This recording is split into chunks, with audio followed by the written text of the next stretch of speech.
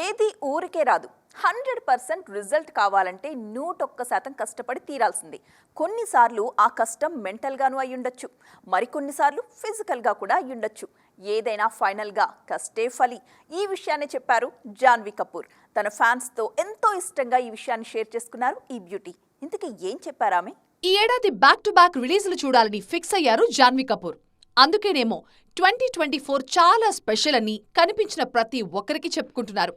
ఆమె south entry cinema దేవర ఈ ఏడాదే రిలీజ్కి రెడీ అవుతోంది. జాన్వీ కపూర్ నటిస్తోన్న సెకండ్ తెలుగు సినిమా ఈ ఏడాదే మొదలవుతోంది. సో సౌత్లో ఆమె చేస్తున్న ఫస్ట్, సెకండ్ సినిమాలకు ఈ ఏడాదితో స్ట్రాంగ్ కనెక్షన్ ఉందన్నమాట.